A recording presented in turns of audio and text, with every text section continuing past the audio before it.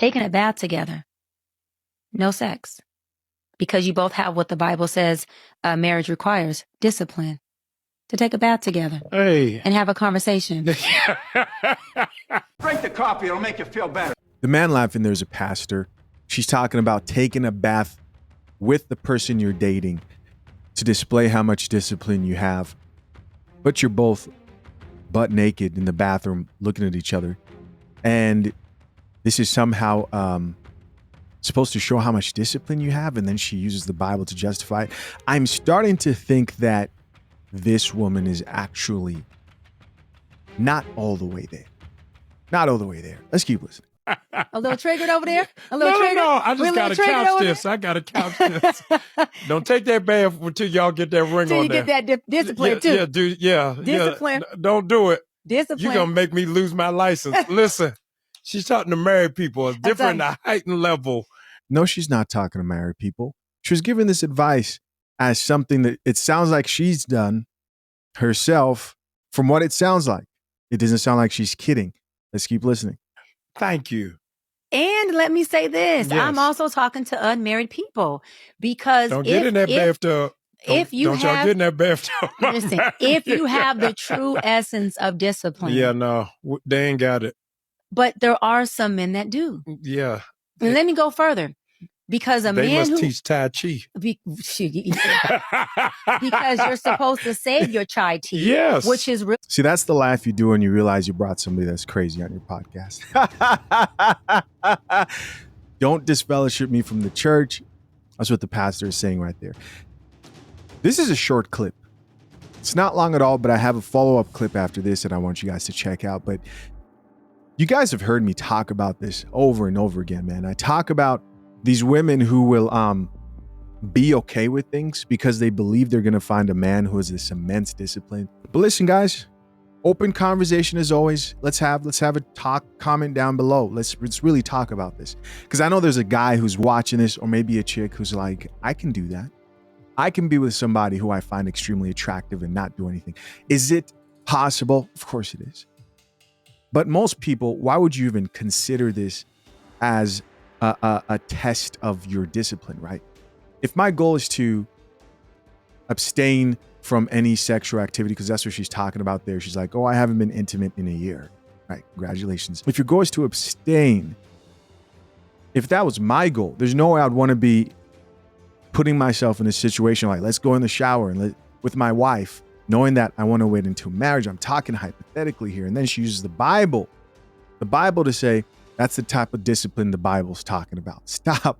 That is not the type of discipline the Bible's talking about. In fact, the Lord's Prayer literally says, if I'm not mistaken, which I don't think I am, it says, lead me not into temptation, but deliver me from evil, right? God is a very loving and merciful God, more loving and understanding and merciful than any of us, at least the God I believe in. But can you at least avoid the temptation? It's like the situations I talk about with the wives who let their husbands go to strip clubs. You're dangling. Patrice O'Neal used to have this analogy of dangling salmon in front of a grizzly bear. You know, you're just playing with your whole situation. The next thing you know, you're on TikTok talking about, I can't believe it. I can't believe it happened. But she's dead serious. You're courting somebody or dating, whatever she's talking about. She's the type to tell you or advise women and be like, would he be disciplined enough to shower with you butt naked and not touch you? And if you're the guy who's like, hey man, I can do that, I'm extremely good for you. I know myself, right? That I avoid putting myself in situations where I will fall in life in general. I cut things off. When I realize that, like, hey, I love to drink. When I say I love to drink, I didn't have a problem, but you know, you have a beer here, you have a beer there, you get off work. I'm like, you know what? Nah, let it go. And side note, I've talked to you guys about that. Now keep on saying it, especially to the younger guys. If you want to succeed, the quicker you can limit that, the better. All right, I've got a bar here. I haven't touched it in 3 years, but I'm going a whole nother direction here. But my main point I'm trying to make here is there's this like unrealistic expectation, because the host there, the pastor who's interviewing her, said, Yeah, most of them are not going to, but she's like, but there's some men who would. Why are you looking for that man who's just like this perfect example of whatever delusional image you have of your future husband in your mind? And if you listen to this saying, hey, Shisha, I think what she's saying is making sense, comment down below. Just let me know. What's great is people disagree with me every day. Every day. As long as most of what I say adds some value to my audience, then I am more than happy. Your sperm. Yes. Until you're doing something that's productive, fruitful, and will multiply. Get in the tub with a bathing suit on. Don't just get in there. Let me say this, ladies and fellas. Let me say these, ladies and fellas. A man who could bathe with you and be disciplined enough to not touch you is a reassurance for you.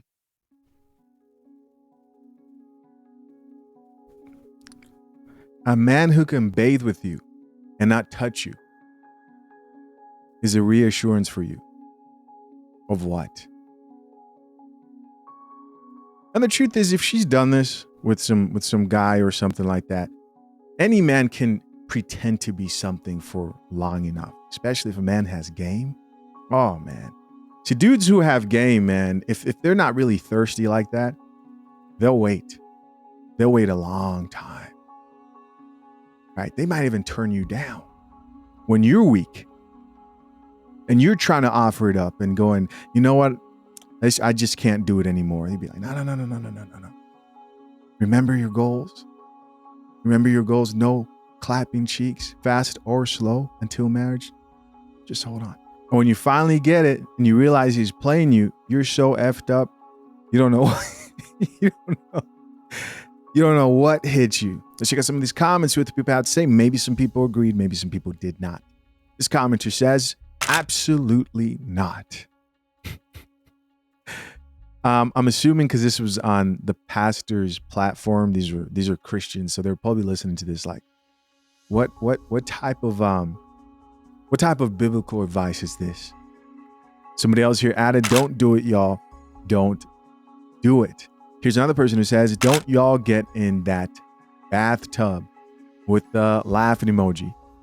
Yeah, you know, if you've been there, you've been there. Right? You don't play those games, especially if you don't want to go there. It all starts with you rationing it out. I'm just going to go over. We're just going to talk. Or we're just going to watch a movie. Oh, he just wants to show me something. I'm just going to go grab some food.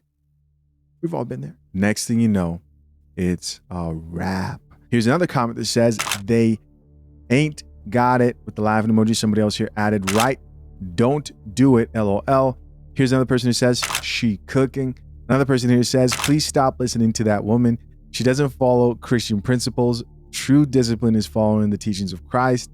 And somebody responded back and says, honestly.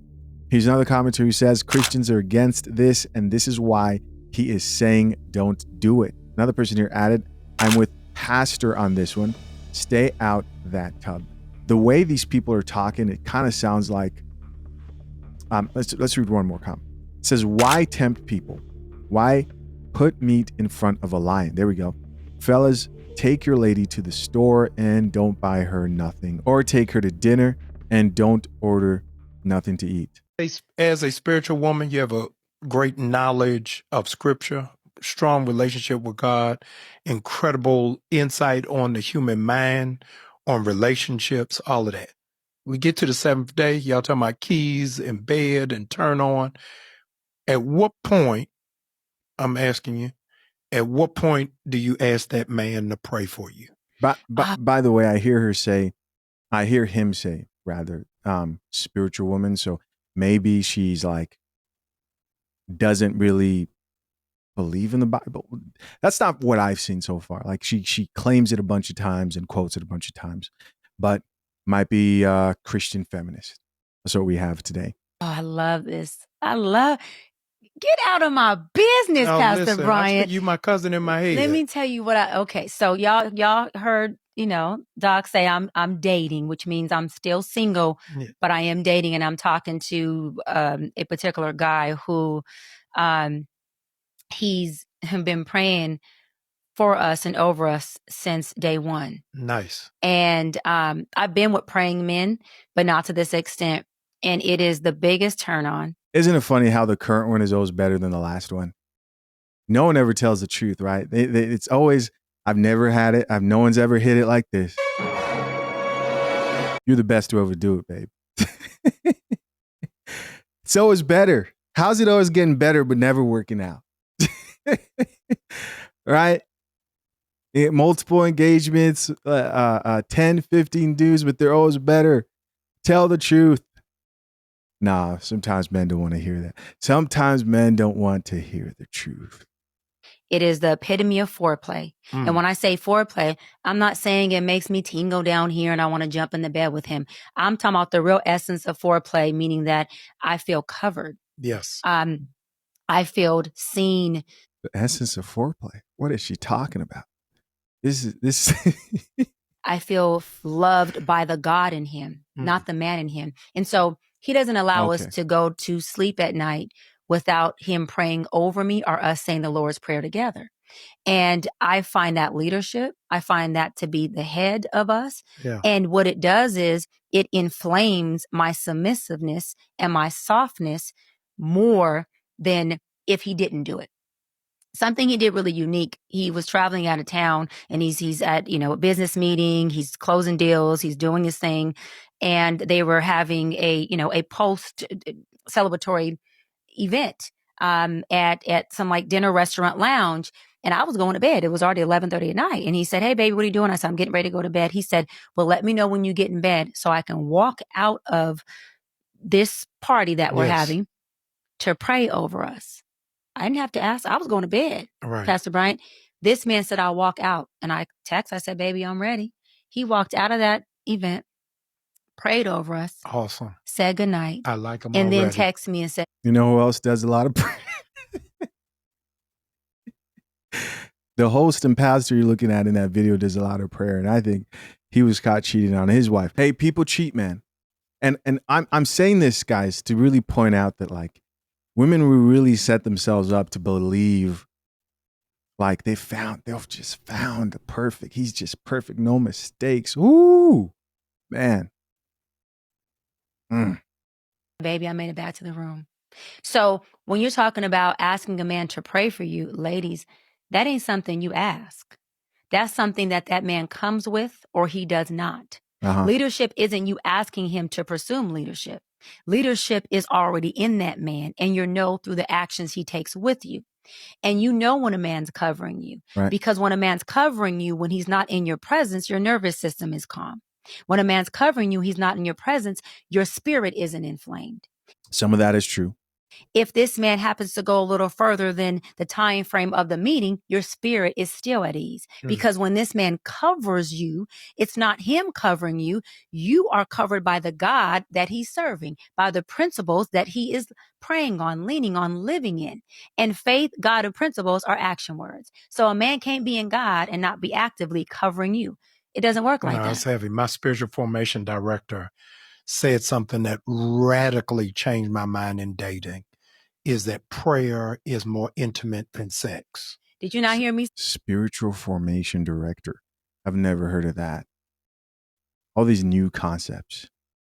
Butt naked in the shower with the person you're dating.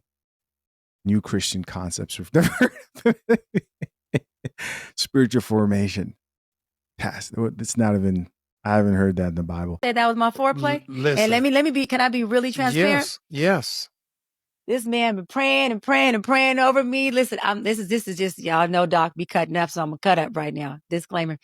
I literally had to call one of my prayer warriors, and Willie Mo Jr. You seen him on my show. I said, "Willie," and I called my bishop, Michael Berry. I said, "I need y'all to pray my pheromones off. Pray him down, pray him off." And they said, "Doc, that's unlike you," because they know I'm not into casual sex. Right. Like that's not like you. I said, it's been a year since I've done anything. I said, but boy, this man just.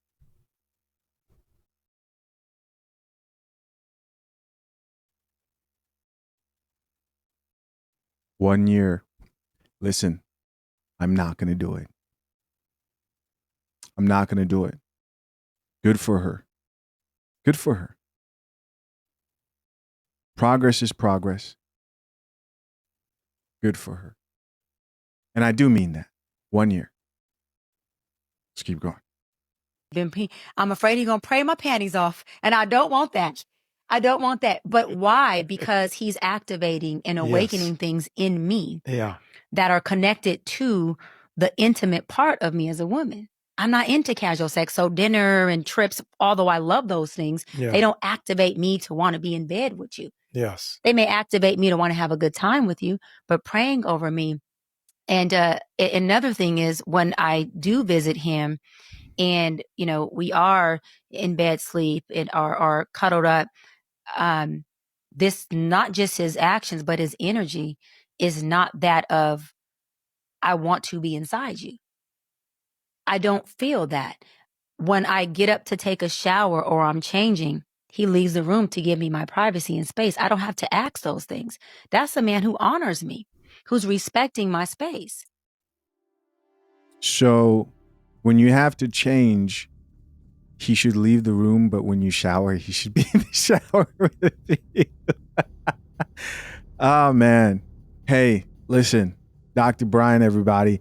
And don't misunderstand me. I hope she finds the man. It might be him. I hope she finds that. It's the advice to the masses that's just, it's not good, right? It is not good at all. Void of all coffee. No, I'll have a tea, actually. As always, man, I appreciate you. Curious to know what you think. Leave your comments down below. I appreciate you checking out another episode of the Coffee Pod. To my soon-to-be married or currently engaged men, fathershaverights.com to get the #1 guide to drafting a solid and legally binding prenuptial agreements. To my fathers and husbands, join Brew Brothers. Got a really good thing that's dropping tomorrow. Yes, tomorrow. Introduction to cryptocurrency. Not an opportunity, just information for you if you've been curious to know what it is. There's a lot of good things that I believe are coming within the cryptocurrency space, especially if you're a father. You know, fathers are always looking for different ways to provide for their families. And right now I'm going towards that direction of just bringing more guests to teach men on ways they're making extra money. And you can get access to that information in Brew Brothers. Appreciate you guys. Till next time, I'm out. Peace.